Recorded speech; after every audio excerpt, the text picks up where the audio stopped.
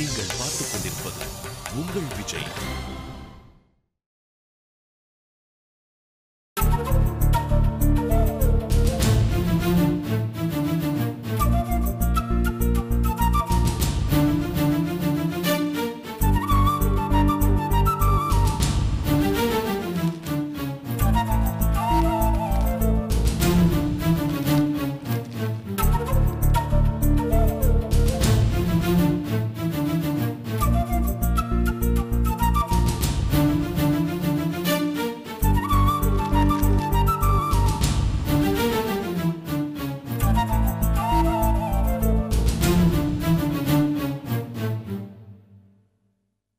நான் என் மகனை பார்க்கணும். ஆனா எப்படி ஜோதி? எப்படியாவது நான் போகணும். ஜோதி கிட்ட நான் பேசி பார்க்கட்டுமா? பிரச்சனை ஆயிடும். பெத்த பிள்ளைய நீங்க போய் பார்க்க இவளை பார்த்து ஏன் பயப்படணும்? யாரையும் இழக்க நான் தயாரா இல்ல. தம்பியை இழந்துட்டு என் மக உயிருக்கு போராடிக்கிட்டு இருக்கான். ஜோதி வாழ்க்கையை தொலைச்சிட்டு நிக்கிறான். அவளுக்கு இருக்கிற ஒரே ஒரு ஆறுதல் நான் தான். நானும் அவளை கைவிட்டுட்டேன்னு தப்பா நினைச்சிட்டேன். அவளால அதை தாங்கிக்க முடியாது. உயிரே விட்டுருவா. ஜோதி எவ்வளவு நல்லவன்னு உனக்கே தெரியும். சந்தர்ப்ப சூழ்நிலை அவளை இப்படி ஆக்கிடுச்சு. அவ வாழ்க்கையை சரி பண்ணி வைக்க வேண்டியது என் கடமை. அவகிட்ட பேசி புரிய வைங்க. அதுக்கான சந்தர்ப்பம் இது இல்ல. ஒரேடியா எல்லா பிரச்சனைகளையும் சமாளிக்கிற அளவுக்கு எனக்கு சக்தி இல்ல. முதல்ல நான் போய் பிரபுவை பார்க்கணும். பிளீஸ், ஏதாவது ஒரு வழி இருந்தா சொல்லு. ஒரு நிமிஷம்.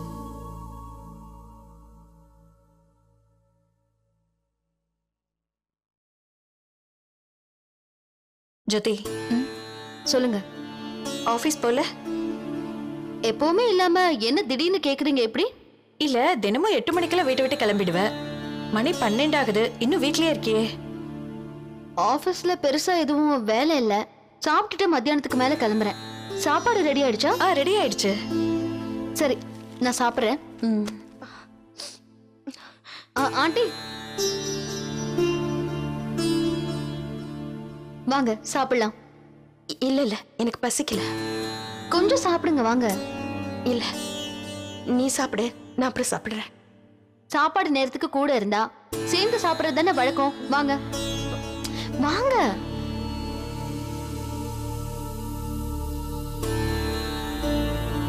உட்காருங்க. நீங்களும் உட்காருங்க. இல்லம்மா, நான் லேட்டா தான் சாப்பிட்டேன். நீங்க சாப்பிடுங்க. நீ போமா, நான் பாத்துக்கிறேன்.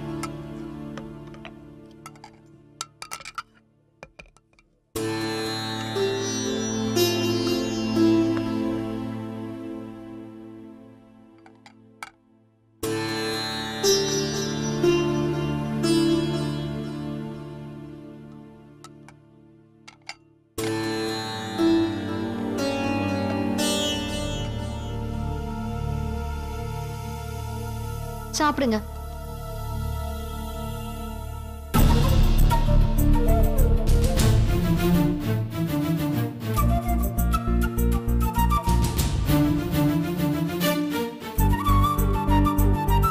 சாப்பிடுங்க.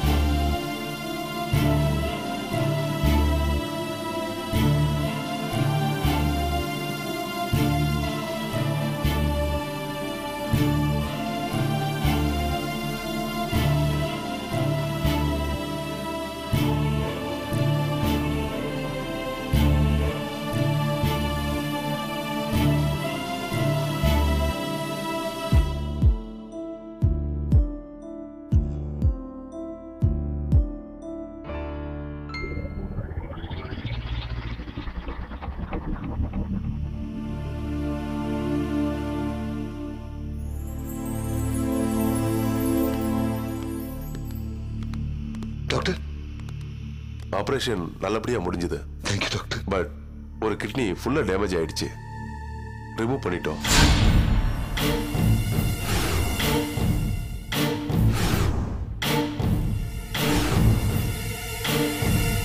பிரபுக்கு எந்த விதமான நோ இப்போதைக்கு எந்த ஆபத்தும் இல்லை.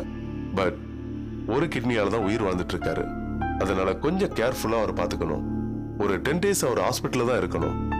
ரிசர்ச் பண்றதுக்கு முன்னாடி நான் அவரை ப்ராப்பரா செக் பண்ணிட்டு என்ன கண்டிஷன் சொல்லிடுறேன். டாக்டர், நான் அவரை பார்க்கணும். சாரிமா, இப்பதான் ஆபரேஷன் பண்ணிட்டு வரோம். அதனால இப்ப போய் பார்க்க கூடாது. எல்லாரும் போய் பாத்தீங்கன்னா இன்ஃபெக்ஷன் ஆயிடும். வேணும்னா நீங்க வெளியே நின்று பார்க்கலாம். பட் இன்னொரு கண்டிஷன், அவருக்கு இன்னும் கான்சியஸ் வரல. ஆல்மோஸ்ட் கோமா ஸ்டேஜ் தான்.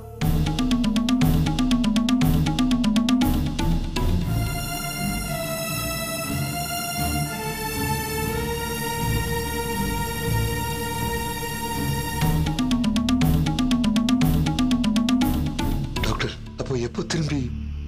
எக்ஸாக்ட்டா இப்போதைக்கு எதுவும் சொல்ல முடியாது. வெயிட் பண்ணி பார்ப்போம். Don't worry. See you.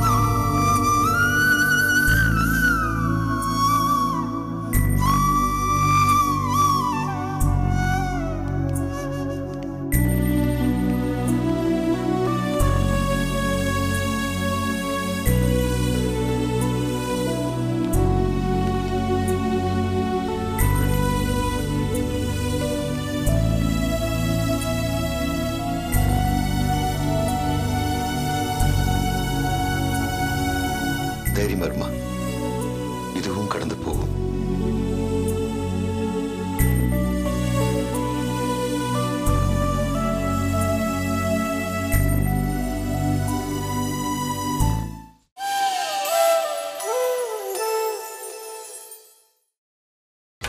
நீங்கள் பார்த்துக் கொண்டிருப்பது உங்கள் விஜய்.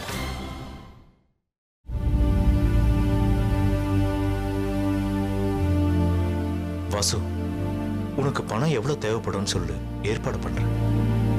ஒன்னும் பிரச்சனை இல்லடா. நிறைய செலவாகுமேடா. அரேஞ்ச் பண்ணிட்டேன்டா. சரி, நான் வீடு வரைக்கும் போயிட்டு வந்துடுறேன். ஓகே ரேவதி, நான் போயிட்டு வந்துடுறேம்மா. சக்தி, இங்கே இருந்து பாத்துக்க. சரிங்க சார். கர்ணா, நீ வீட்டுக்கு போ. சரிண்ணா.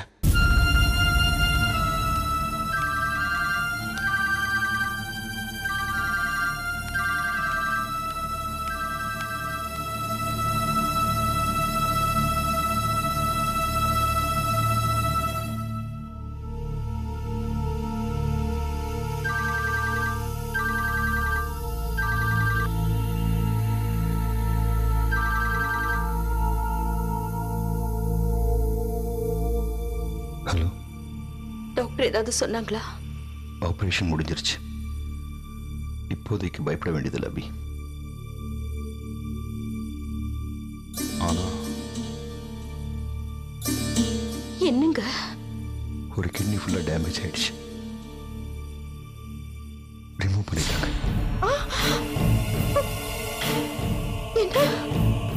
இனிமே ரொம்ப ஜாக்கிரதையா இருக்கணும்னு சொன்னாங்க. பிரபுவோட பேசுனீங்களா? அவன் கான்சியஸ்லி இல்ல அபி.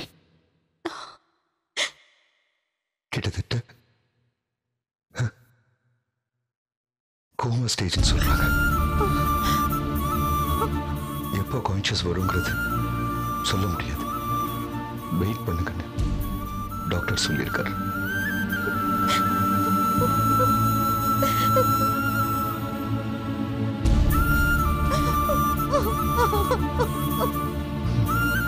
அழாதீங்க.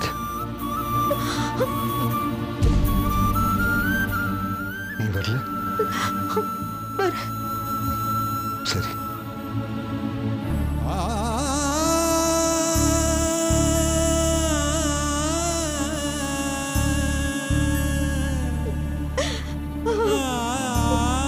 என்ன சொல்றாங்க? ஒரு கிட்னியை ரிமூவ் பண்ணிட்டாங்களா? கிட்டத்தட்ட கோமா ஸ்டேஜ்ல இருக்கானா?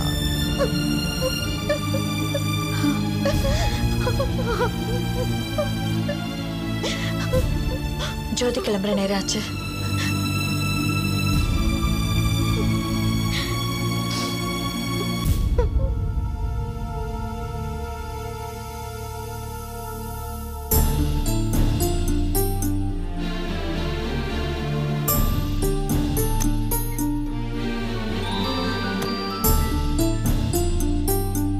சொல்லுங்க ரமேஷ்.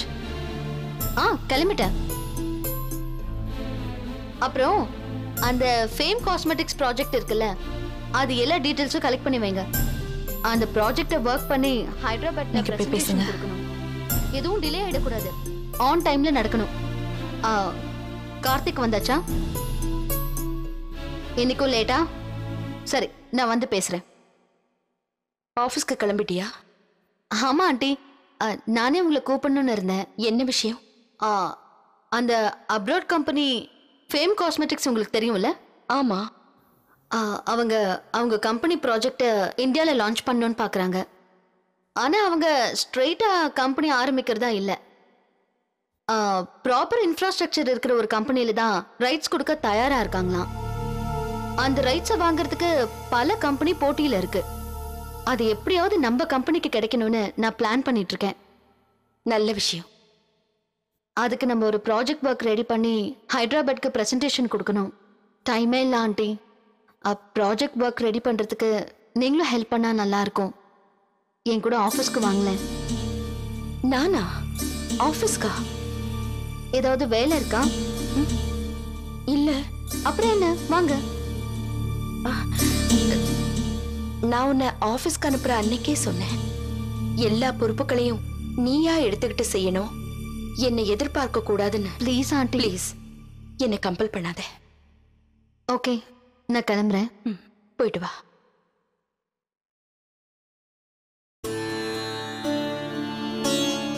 ஆண்டி, ஃபர்ஸ்ட் டைம் இண்டிவிஜுவலாக ஒரு ப்ராஜெக்டை டீல் பண்ண போகிறேன். அது சக்ஸஸ்ஃபுல்லாக நடக்கணும்னு என்ன ஆசீர்வாதம் பண்ணுங்க. எல்லாம் நல்லபடியா நடக்கும். போயிட்டு வாமா. தேங்க்ஸ் ஆண்டி, நான் வரேன்.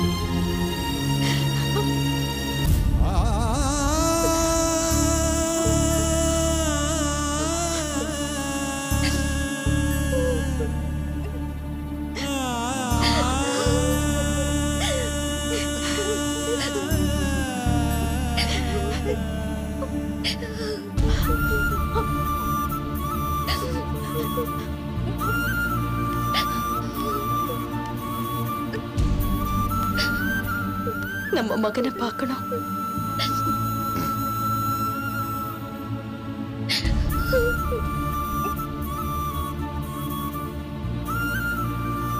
இந்த நிலைமையில அவரை பார்க்க முடியல அத்தை.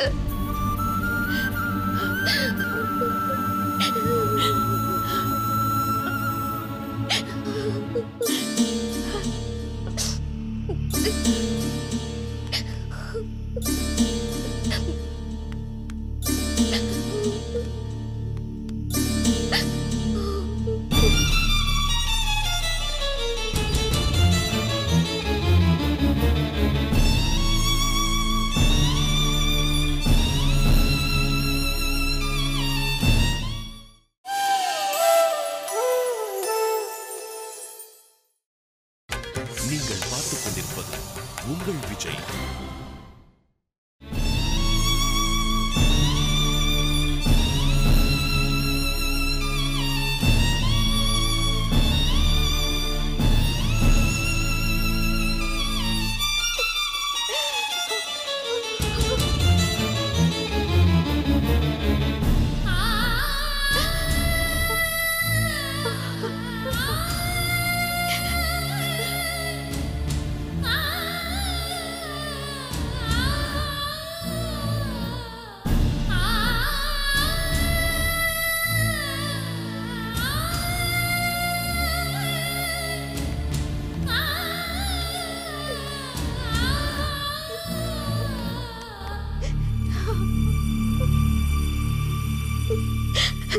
நான் உள்ள போய் பார்க்கணும். டாக்டர் கிட்ட கேளுங்க. இன்ஃபெக்ஷன் ஆயிடும், டாக்டர் அலோவ் பண்ண மாட்டேங்கிறாங்க.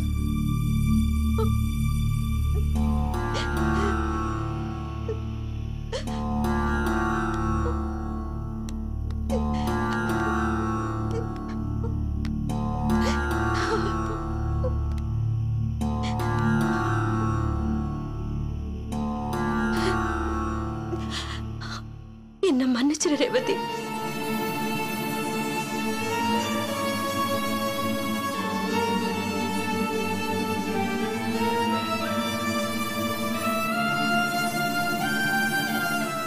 எனக்கு ஆறுதல் சொல்றியா? என் மேல உனக்கு கோபம் இல்லையே? எதுக்கு? நான் எவ்வளவு தப்பு செஞ்சிருக்கேன். இப்ப வந்துட்டீங்களே, எப்படி உன்னால இப்படி இருக்க முடியுது? தெரியல ரேவதி.